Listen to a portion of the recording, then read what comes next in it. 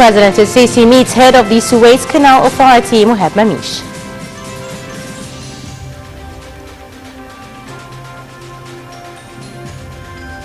The Saudi-led coalition announces an end of Yemen's ceasefire. And an Indian Air Force base attack leaves 5 gunmen and 2 troops dead.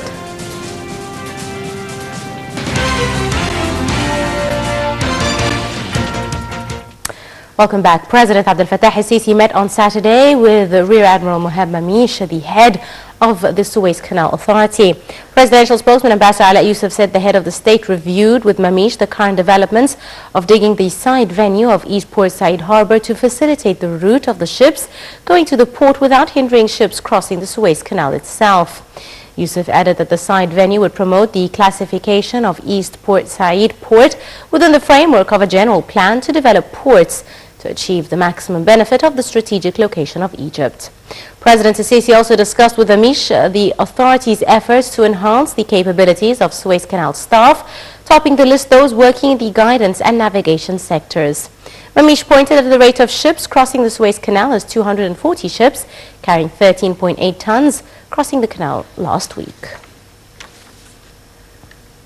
During an army raid operation in central Sinai, the military announced that it had seized a munitions depot used by terrorists in the mountainous area of the governorate. Military spokesman Brigadier Mohammed Samir said that a number of rifles, bullets and about 1.5 tons of TNT explosives were found by soldiers from the 3rd Field Army inside the hideout. He added that the incident had been referred to the prosecution. The state prosecution has opened an investigation into the sinking of a ferry boat on Thursday night in the governorate of Kafr Sheikh. The accident left 15 people dead. In a statement, the prosecution said it will question officials in charge of issuing licenses and inspecting the safety measures on board all ferries over possible negligence.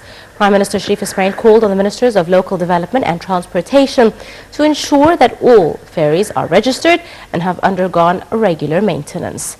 On Thursday, the country witnessed heavy rainfall nationwide and a drop in temperature that led to several traffic accidents. The Cairo Criminal Court has resumed the trial of ousted President Mohammed Morsi and 10 other members of the terrorist Brotherhood organization on charges of espionage. The defendants are accused of leaking classified documents and national security papers issued by state bodies to the presidency to the Gulf state of Qatar.